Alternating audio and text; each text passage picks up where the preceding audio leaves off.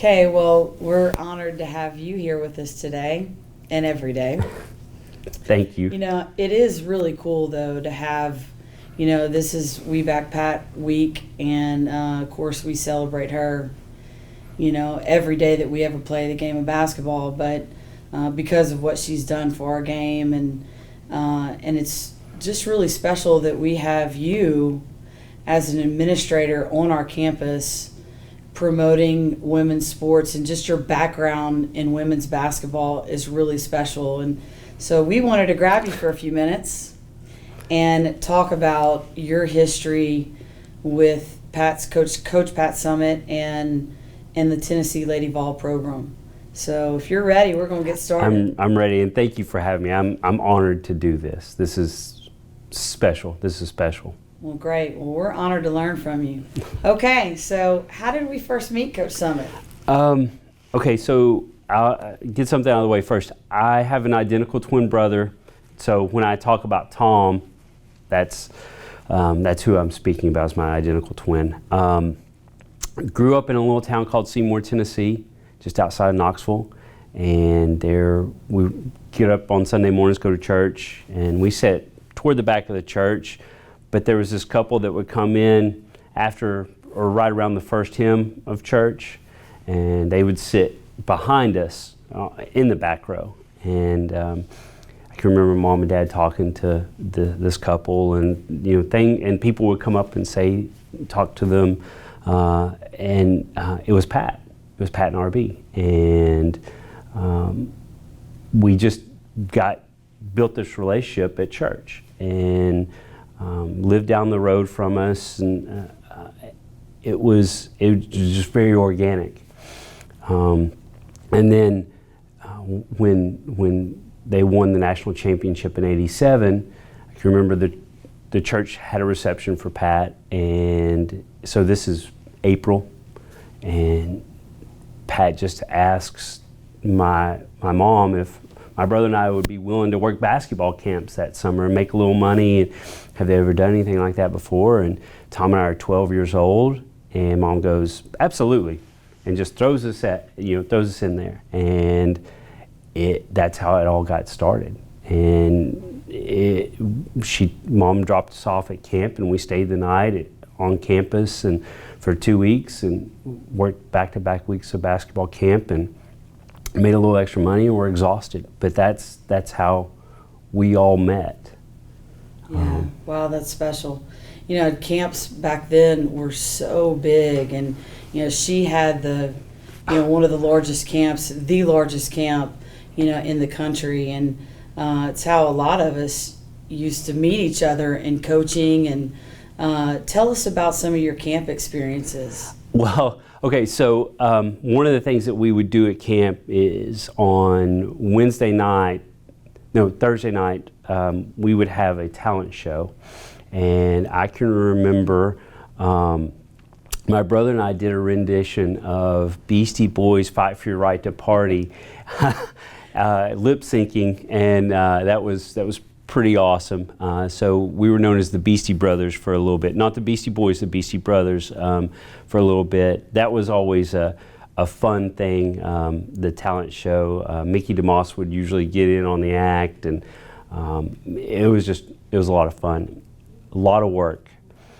I remember I had gone down to the offices. This is when before the offices were in the Thomas Bowling Arena. They were still in Stokely, and I'd gone down to the offices and to get something, and Pat was in there talking to somebody, and she just stops this one-on-one conversation with somebody else, and she just looks at me and she goes, "Are you and your brother lazy, or are you just not interested in working?"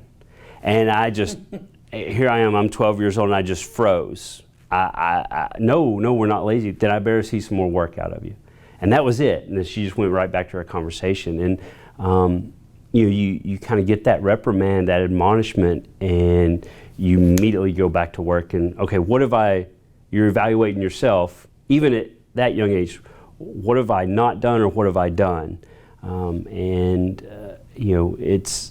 learn to grow up quickly. But I always felt like it came from a place of caring. And those camps were just opportunities to grow and be away from home and in an environment where I had a responsibility, even at that young age, where I was responsible for setting up the gym and all of these things and taking care of and making sure the balls were counted before and after, and just everything that happened in the facilities that we used across campus. And it was a tremendous opportunity. And I'll talk about this as we go through, but you know, you're so close to something, you're in something, and you don't realize the gravity of the situation until you look back on it years later and think, what a special opportunity and a special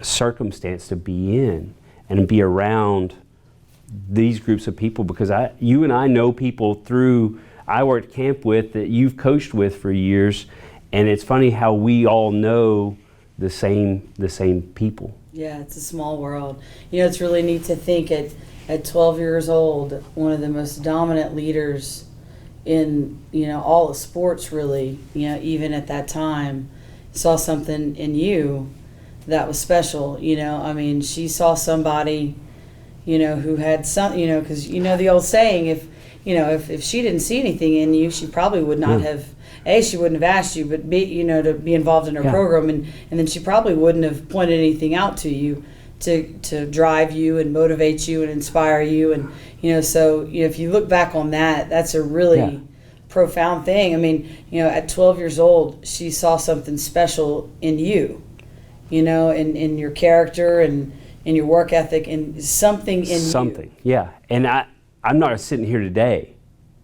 I'm not sitting here today if she doesn't push us day in and day out. And I say us, my brother and me, us day in and day out, because I can tell you this, if we hadn't worked our butts off that first week or that second week of camp that first year, we're not going back the next year. And we're not going, you know, and it was always you better work. You know, and I mean, I can remember Pat would have our paychecks in her hand at the end of the week, and she would look around and go, well, there are still cups around, and I see a basketball over there. And I mean, because you want, at the end of the day, you want to check. That's you know, but the level of detail of this is what it means and these are the expectations, and then you learn that over time where you're not told. You don't have to be told or reminded. You just do it. And she would tell you, if she were sitting here today, she would tell you that my brother and I couldn't spell initiative, let alone had any initiative when we first met. And you know, sense of urgency, initiative, those kind of things. I mean, that self-start, that was important takeaway from those early years. So yeah, the camp piece of it was always fun.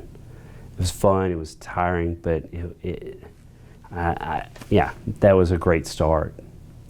Okay, so moving on to then you joined her staff later as a college student.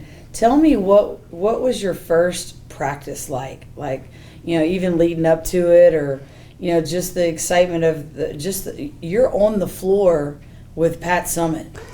I mean, wow. Yeah. Okay, so talk about your first practice. And so I'll go back to this again, the proximity of being in the program and those, just being around it, you don't realize the gravity of it, in a sense. You kind of know what to expect. My brother and I had worked camps. We were ball boys. We videoed games, all the home games. We went to the Southeastern Conference basketball tournament with them and worked behind the bench and did all these things. But when you're a manager, it's all of these things put together in an intense environment. And you know, it was mind-blowing, because you're on for 2.5, 3 hours, you're on your toes. You're paying attention, you're running the clock, you've got a ball in your hand ready for if a ball goes out of bounds, you got one in, and just the speed at which things are moving. And being detail-oriented enough to bring all the equipment out that you know you're going to need. And then stepping on the floor. You know, there were times where we would go out on the floor and practice against the players, the team, and or be in drills. And that was intense too. Pat would always joke about my brother and me having to get in the gym more and work out and build our strength up. And to be quite honest, our basketball prowess or lack thereof probably was a little bit of a joke. I remember one, not the first practice, but a practice along the way where they were working on rebounding. The team was working on rebounding. So our job was to stand around the three-point line and shoot shots that were not going to go in. And so I'm on the baseline taking shots because I hit 3 in a row, and Pat just was so mad and shocked that I hit 3 in a row. She's like, Dooley, if you can't miss a shot, I don't need you in here. Yeah. And so, but it was those intense environments. Again, you don't really comprehend that the gravity of what you just do your job and focus on what I'm supposed to be doing in that moment and moments ahead.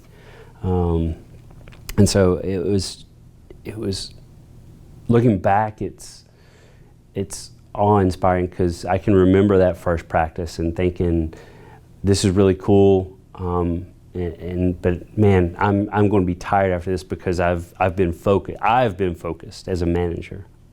So, and then learning what you're supposed to be doing after practice and those kind of before and after, set up, tear down, all of those things. So tell us this.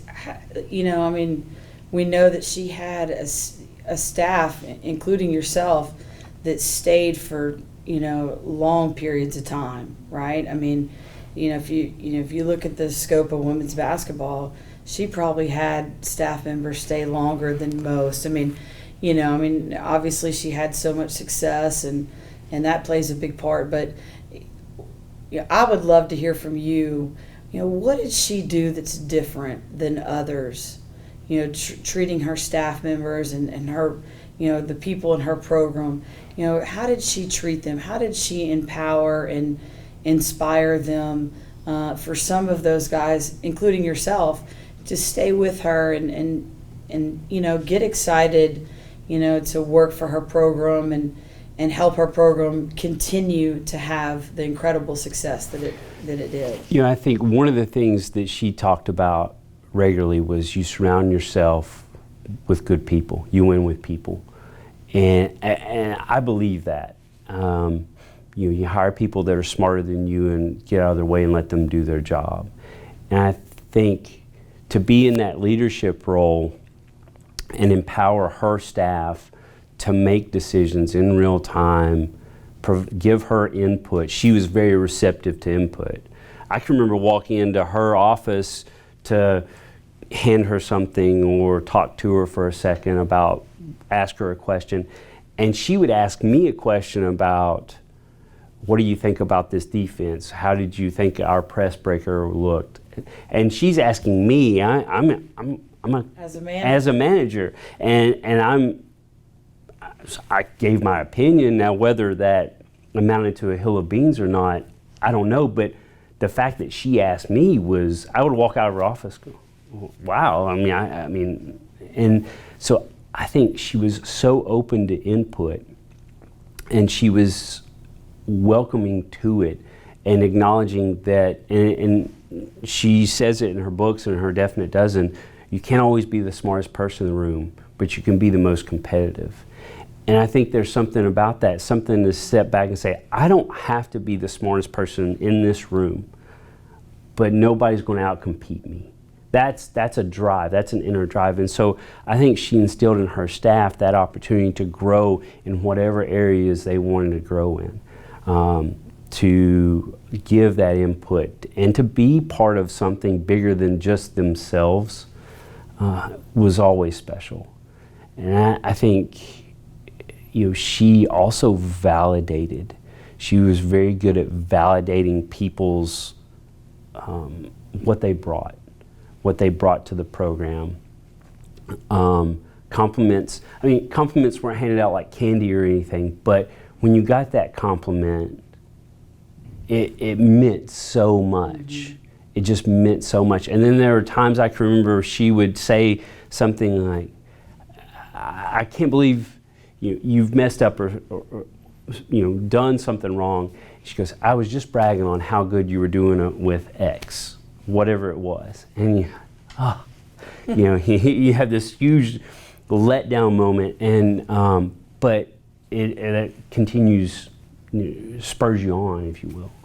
And I think she was just so good about validating people. And she complimented her staff. She acknowledged them publicly, and the length of time that they had been with her. And it was unusual. And Holly and Mickey, Carolyn Peck was there for my first 2 years, and Al Brown was there for my second 2 years as a manager. But Al stayed with her for a long time after that, and she did such a good job supporting those people around her. And like a student athlete, my time was limited, 4 years. So you got GEAs for 2 years or so, student athletes, but that core group, that full-time staff, yeah. But it wasn't necessarily limited, because after you finished, tell us what happened when you finished your time as a manager. Talk to us about your story. I know a little bit already, so I'd love for us to share with everybody, your story when you finished your time as a manager. What happened after that? So I had an opportunity. I had a plan in place that I was going to be a history teacher and coach basketball. That's what I wanted to do. Your plan? My plan. But not Coach Summit's plan. Not Coach plan. Summit's plan. Okay. I had an opportunity to go to a Division III school and be an assistant basketball coach, and I did that for a year. And, throughout that year, I just decided, I had gone from back-to-back national championship team to a Division III team, and, we weren't great. We didn't make the NCAA tournament, and it was just a different world. It was a different, and so that night and day difference was enough to spur me to look for something else. And the opportunity came open to be a graduate assistant in the administration in women's athletics at Tennessee. And the woman that hired me was also a former manager of Pat's from the early 80s. And her name was Donna Thomas. And Donna hired me. And again, this goes back to that common thread of being in Pat's sphere of influence. And because Pat had such an impact on Donna, and so Donna and I had this connection of shared experiences. And that's what led to this next opportunity. That Donna saw that something in me, again, that Pat brought out that said, I think he can do these things. And so that led to the next opportunity. And from there, that opportunity just grew and grew and grew. Donna just retired this past July from the University of Tennessee, and it was special to go back and celebrate that with her. But two very influential people in my life, Pat and Donna both, and to work in women's athletics at the University of Tennessee, and to know that the pride and passion that was around that program in the late 90s, early 2000s and on is something special. And it just grew from there. My opportunities grew, and I worked in the compliance office. I got to oversee some sports programs and stuff, and Pat supported me along the way. And working in the compliance office was a little different now, because I went from, Pat would ask me to do things, yes, absolutely, I'm on it. As a manager, to ask, can I do these things? And then I would have to find a delicate way to direct her in the direction that didn't break the rules. But she was always a student of, can I do this? How do I do this? And that's what led me to that solution-oriented approach that I have is, if I can't do this, tell me what I can do. Give me and she was very good about not asking yes or no questions. She would say, how do I do this? And then she knew it was incumbent upon me to find out how to go about it. And she told my mom once, she said, I'm always going to call Todd because I want him to know as much as he can know.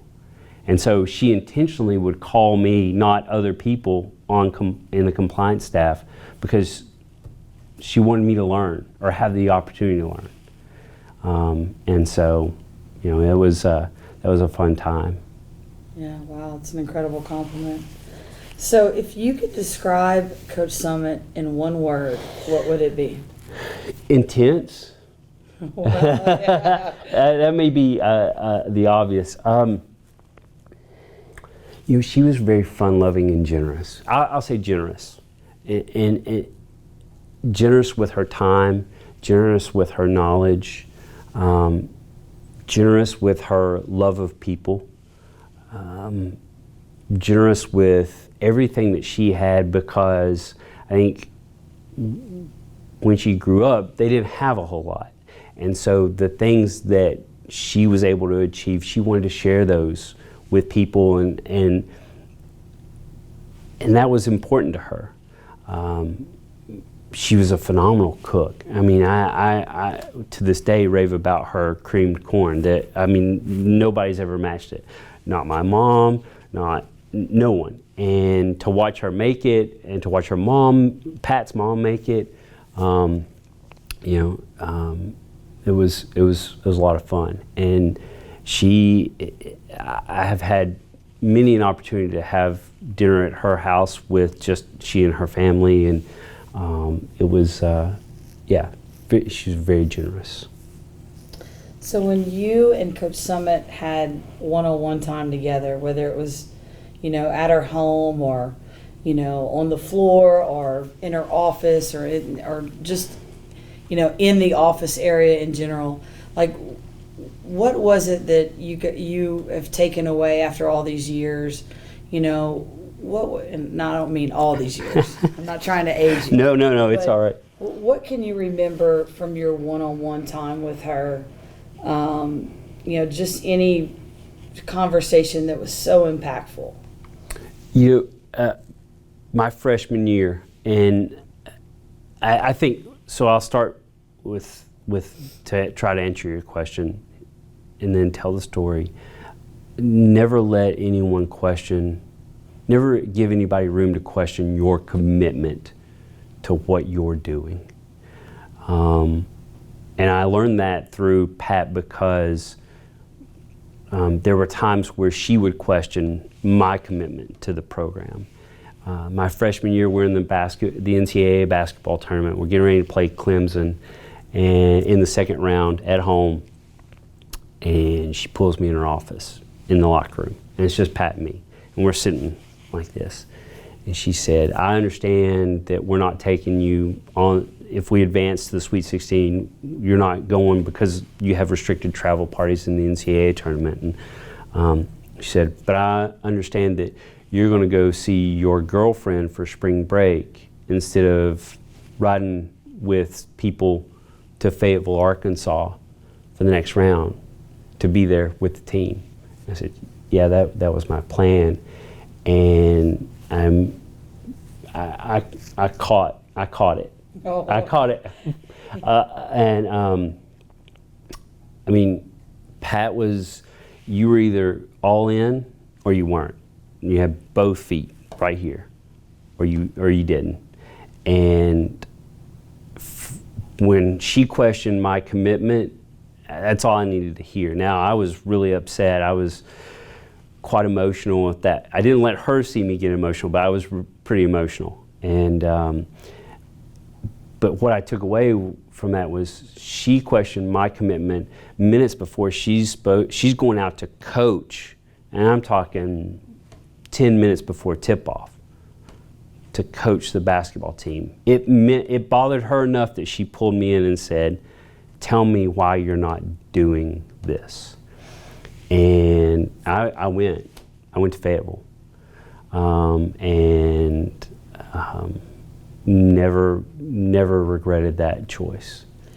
Do you ever think back, like, what would have happened if you'd have chosen to go meet the girlfriend instead of going to Fayetteville? It would have been a much different future. I can tell you that. And good decision. Great decision.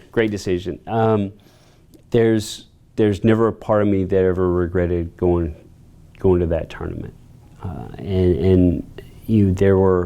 There was another time my senior year where I was struggling with some burnout, and I think sometimes as a senior in college, you kind of question, okay, am I doing the right things? I mean, my time here is very limited, and it had been, it's a lot of hard work to be in that role for that long a time, and I went to her house and told her, I'm struggling, I don't know what I want to do, these kind of things. And I can remember she was making hush puppies and she was making beef tenderloin. And we had a conversation about to what temperature you cook beef tenderloin and all these great things. And she said, I want you to take a weekend and I want you to go somewhere. I want you to go do something and then come back and we'll have dinner, after the weekend. And I want you to tell me what you decided to do. And I found a little bed and breakfast in western North Carolina and stayed there, holed up there, went and did some fishing and stuff and came back, and that was all I needed, was a few days away. And I think she knew that. She knew I'm here for you, go, but she also wanted to know I'm committed to this program. And she needed to hear me say, this is where I want to be and this is what I want to do. So her pulse on people and their needs obviously was incredible. Tell me about her relationship with players, with her players, because, from just an outsider like myself, because I met Coach Summit in passing, but I never knew her. But from afar, you see all the former players.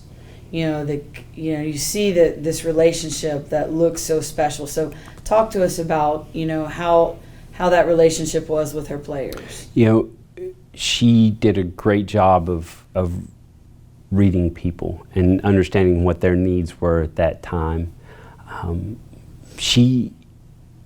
What I took away from watching her around the players was, once you step across the line on the court, it's business. And then you step across the line, leaving the court, it's different entirely. She knew that she was going to be hard on them in practice, and they needed to be built back up after practice. And she was the kind of person that had that uncanny ability to say, that happened on the court, and I'm not going to hold that against you, and I'm going to put my arm around you and I'm going to pick you up now because I know that I was hard on you. But while you're on the court, and I think this is key thing that some people miss these days. We're more likely to pull somebody in and say, these are the expectations, this is what I expect of you. She did it on the court in front of everybody, so everybody knew what the expectations were for you and what the expectations were for me. And then everybody had that same level of expectation, but everybody knew that she wasn't asking anything of that person that she wasn't asking of everyone else. Mm. And I can remember her telling student athletes that they're more stubborn than they are smart, and those kind of things on the court and off the court. I remember she, at practice one day, Vonda Ward, she had been on Vonda Ward about work, in the paint, and Vonda was a post player, a 6'4" post player, and she'd been on Vonda about quitting in practice or something, and Vonda and my brother were going up against each other in a drill, and Vonda knocked my brother over in the drill. And instead of Vonda quitting, Vonda physically bent down and picked my brother up and said, "You're not quitting on me right now. I can't do this without you." And they went back to work. And so she had that uncanny ability to communicate what those expectations were, but then step off the court and say, I care about you as a person. It's not about X's and O's all the time. I care about you as a person. And being in the stretch circle before practice and watching her walk around to each kid and talk to them and having a one-on-one conversation, even if it was just, how was your test today? How's your mom doing?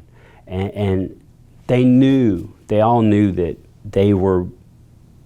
basketball was something that they did, not who they were. And I think that's why you see this great love from student athletes, because it was more than just basketball. Basketball was the conduit, but it was more than basketball. So, we've obviously already talked about a lot of her, incredible qualities, but, if there's one quality or even several that stick out to you that created this success that she had. I mean, because the success that she had is just incredible. I mean, it's just simply incredible at the time that it happened, at the longevity that it happened. Yeah. It's just so hard to have it, number one, and sustain it, number two, and thrive in it, all the way through.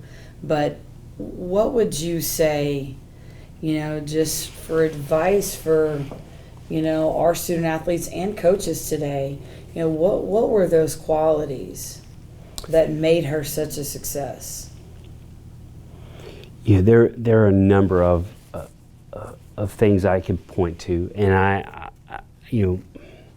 the one, and we talked about it a little bit ago, before we started talking on camera. I think discipline yourself so that others don't have to. And I think she was she had such a high level of self-discipline, and it gets you out of bed in the morning.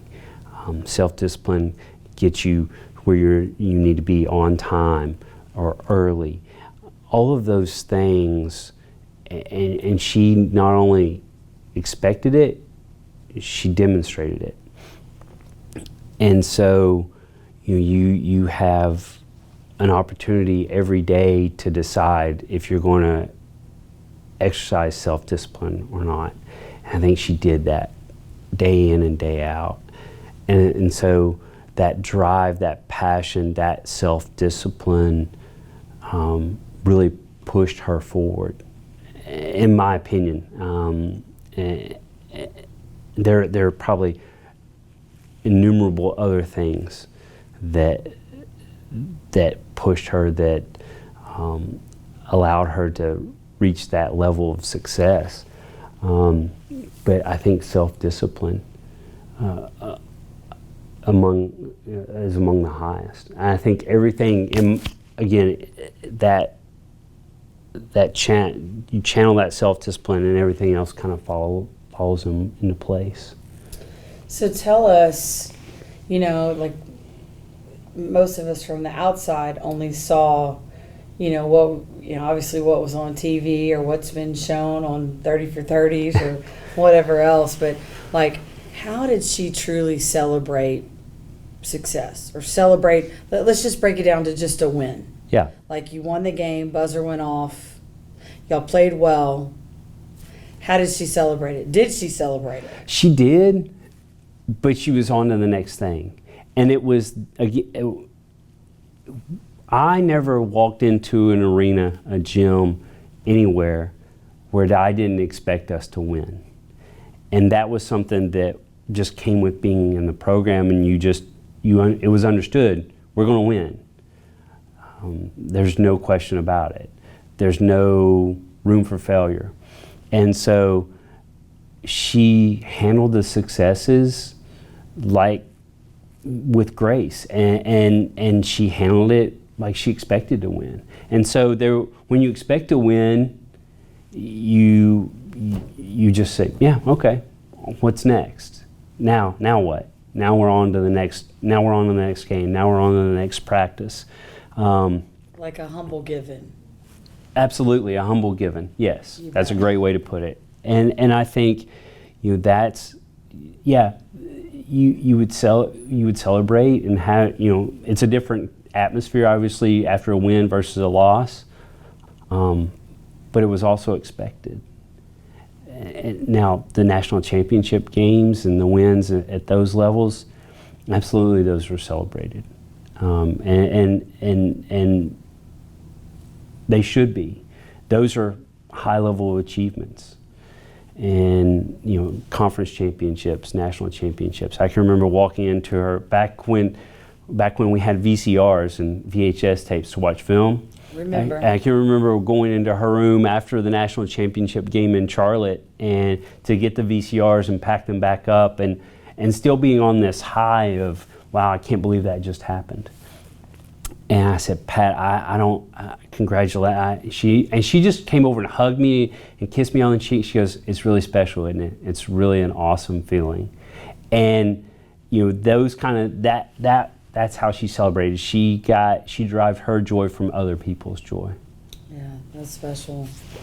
So that's the wins. You were only around for a few losses. Well, I know about the one season, but it's still, for most people, that's still only a few losses, So tell us how she handled losses, because they were far and few between, but tell us about that. How did she handle a loss, and how did she then get the players to respond to a loss? So she didn't handle losing very well. Which is a great quality. It's a great quality. She definitely was one of those that she hated losing more than she enjoyed winning. And I think it really drove her. Those failures, if you will, those losses, allowed her to step back and make those corrections about, okay, how do we get better? What do we need to address to get better and change and evolve throughout the year, whatever that might be. She didn't handle them well, and I can remember just dreading the next practices or the next one practice or whatever it might be, the film session.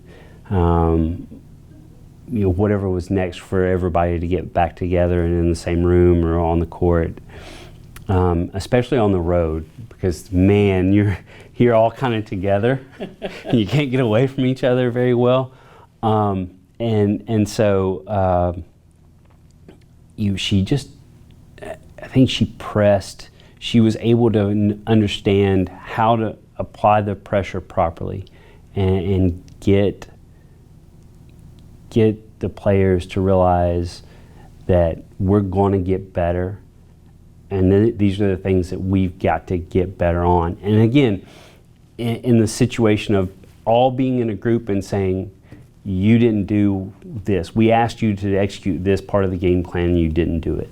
Or to be able to say, we didn't put you in a position to be successful. That's on us as a staff. And I think that shared responsibility, that ability to say, that's on me, that's on you, I need you to, I can remember sitting on a bus and having the players write 10 things they could have done better in the game, and Pat collecting them, those kind of things. I can remember turning the game on the bus on the way back from Vanderbilt more than once, and thinking, wow, that was a tough game. Those were the ways that she pushed them to get better. But yeah, she did not handle the losses. During those losses, I'm sure a lot of people got the stare, right? Mm-hmm. The famous stare that we all have seen from afar. But you have probably not just seen it from afar. Have you gotten the stare personally? I've received the stare. Will you share that with us, please? We would I'm starting to sweat just thinking about it. And I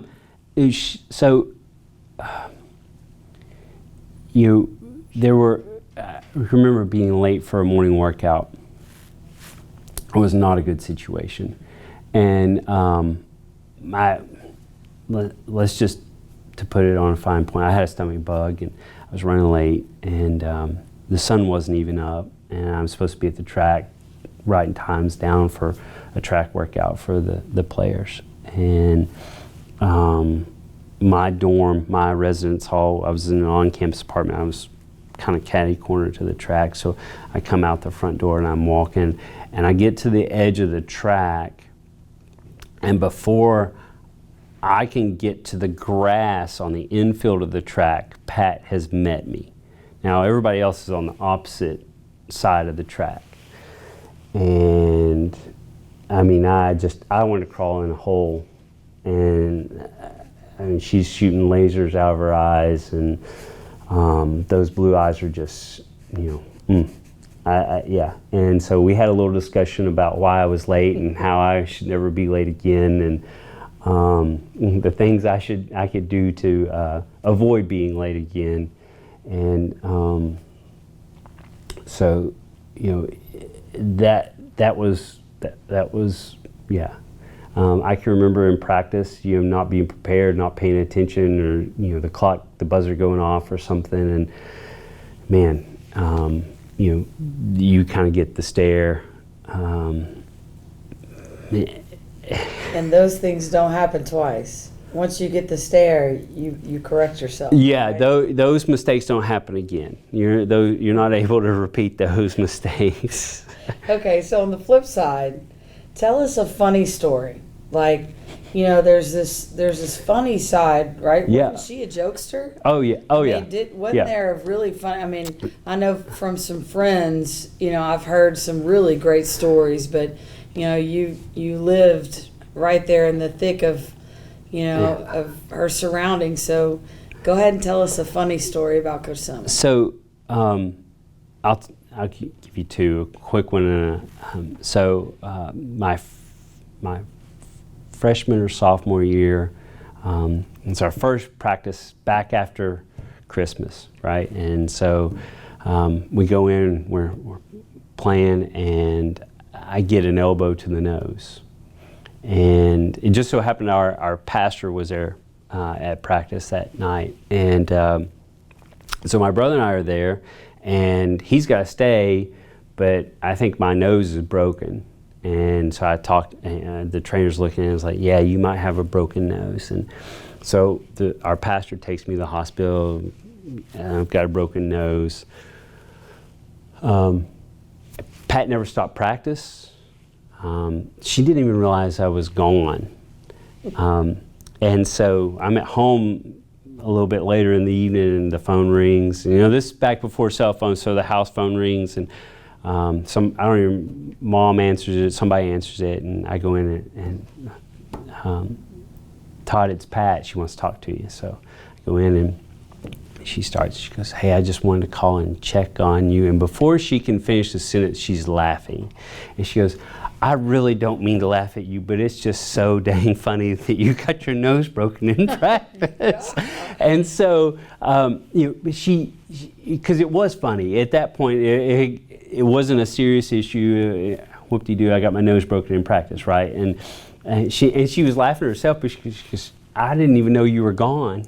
And I'm sorry I didn't check on you, those kind of things. And so that one stands out, the fact that she was, she thought that was funny. My junior year, we're at Virginia in the going to the regional championship game to advance to the Final Four, Charlottesville, Virginia.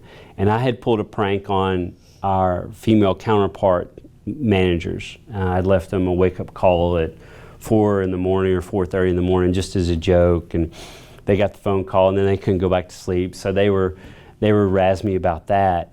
And we had left practice, and I stayed behind to do laundry or something. I can't remember, but I wasn't at the next team meal.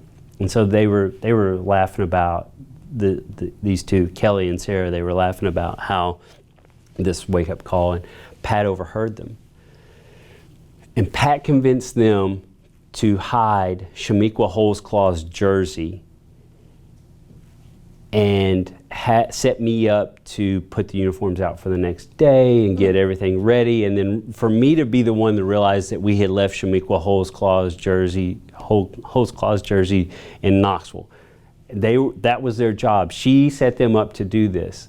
And I'm sweating bullets. I'm trying to figure out how I can get from Charlottesville to Knoxville and back without anybody knowing I'm gone, how long it will take me, before the days of MapQuest and iPhones and all of these things. And Pat passed me in the hall at least twice and asked me how I was doing. She knew.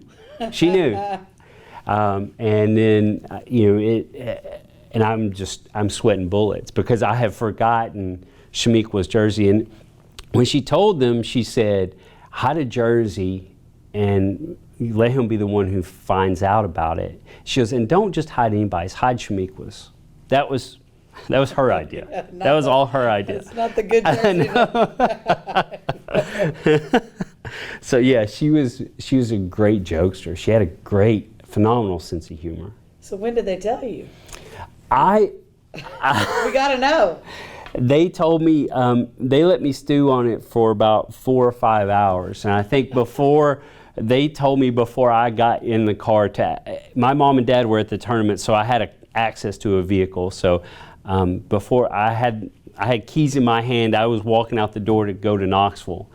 And because it was either go tell Pat or go to Knoxville and just take care of it. And they told me at that point, because there was no chance of me sleeping, nothing. I was taking care of business. Well, that definitely puts you in your place, Dooley. No more early morning prank. No more joking for you. Yeah. So what all the years that you were around Coach Summit, what has translated from all the lessons, all the things that, the impact and all, what has translated from then to your job now? Like, all those things, what do you do daily that you think back and you're like, wow, I those things impacted me from this time with Coach Summit? I really think it's a totality of everything. I think, and I'll point back to self-discipline. I really am a big believer in self-discipline. And discipline yourself so that others don't have to. I'm big about surrounding yourself with the right people, good people, smarter than you, and let them do their jobs. Get out of their way. And then change. One of the things she would say is change is a must. And how you accept it, that's up to you. And kind of those three things for me personally. And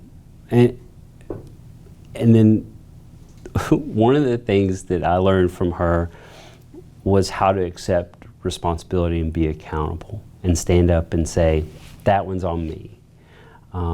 Sometimes even if it's not.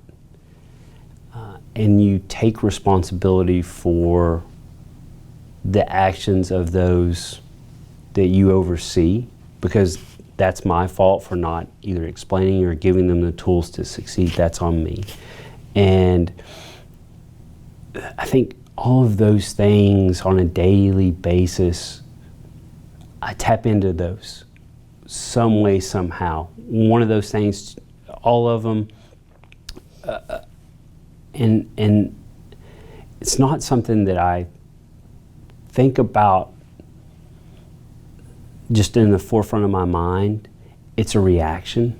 It's just instilled in me, and it just happens. And I think that goes back to Pat. That's her legacy in me, if you will. And that's what I try to instill with the people that I'm around, those things. That's what I try to instill with my family. And to say, this is a safe place. I'm going to stand up and tell you when I've done something wrong, and how I'm going to get better, and how I'm going to change, and how we're going to evolve and grow in everything that I do. And if you're not changing, if you're not self-disciplined, if you're not surrounding yourself with good people, you're not setting yourself up for success. And I can't not be driven toward success. I can't not be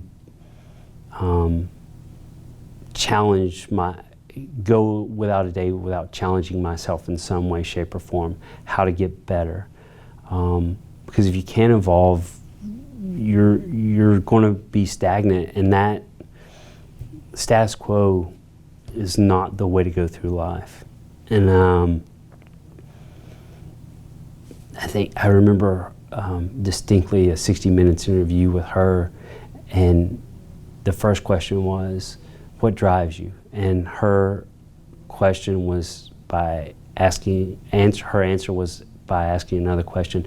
Do you know how many average people there are in the world? And I don't want to be average. I don't want to be around average people. I want to be around people that stretch me and make me grow.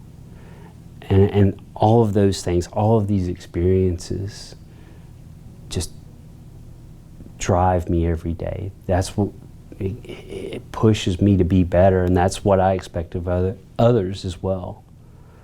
I hear you say that a lot, about, wanting to be around people that, stretch you and make you grow and grow, this university. Thinking back, that it doesn't feel right to have the game without her, What do you miss most, when you're, watching games, or, when we, have games on TV now, everything's, right.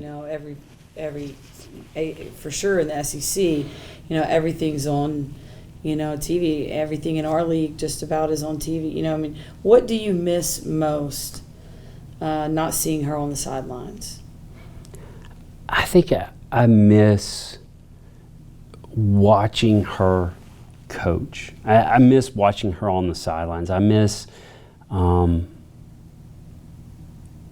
seeing her expressions, her joys, her intensity on the sidelines. I miss that part about her not being a part of this. And then I'm saddened in a way that there's a generation coming up now that may never have seen Pat coach live, that never experienced watching a game and watching this strong woman coach a game with confidence, that in a manner that you probably didn't see in the 80s, 90s very often from women. And being able to take something away from that and saying, I want to do that. I want to do that. I have daughters, and I wish they had that opportunity to see that from her, and have that confidence, be able to share in that confidence from Pat. And she's left an indelible mark on this game forever. But there's also that missing piece without her that will never be replaced. And it's hard to watch sometimes and think that she's not out there coaching somewhere, even though the things that she gave to people that are still in the game and are coaching, that still carries forward, and that's her legacy. But yeah, that's probably what I miss the most. Well, there's so many of her former players, you know, coaching and, you know, obviously, you know, with Kelly, you know, coaching, you know, at Tennessee, but, you know, moving on back to you, you know, would your life course be different, you know, had you not been a part of her small circle? Well, I guess I shouldn't say small, but had you not been a part of her program, you know, when you were in college at the University of Tennessee? Yeah, absolutely. I really don't know where I'm sitting, what role I'm in, how I'd like to believe that I'm the same. I would be the same kind of person, but what things would be missing because she would have been missing from my life.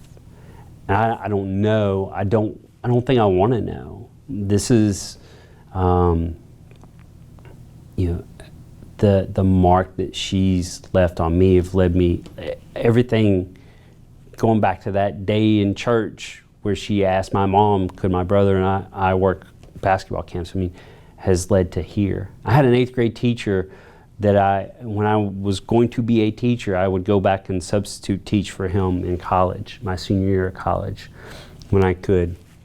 And his name was Rob Ailey. And Rob would look at me and he goes, you know Pat's never going to let you leave that university. And I would just blow him off.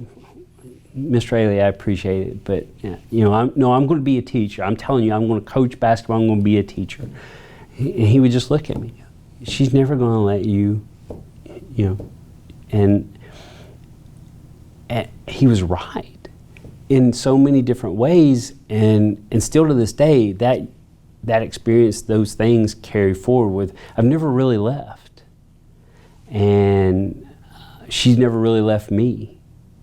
And so, you know, the things that I do here, I hope I'm as impactful on people's lives here as she was on me.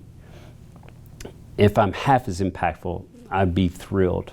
But man, what, you know, I don't know, it's just, yeah, I wouldn't be here. Well, we're certainly better for it, and we're thankful for it, and you know, we're appreciative of you sharing, you know, your story and your connection with Coach Summit, and we're just excited about honoring her this Thursday night at our Little Rock game, and you know, and of course, it's just a special week, I think, across the country, you know, for the We Back Pat, you know, week, and just glad to be a part of it, and certainly glad because you're here, you know, and such a strong connection to her, and we just appreciate you sharing. Oh, thank you. I appreciate it, Brooks.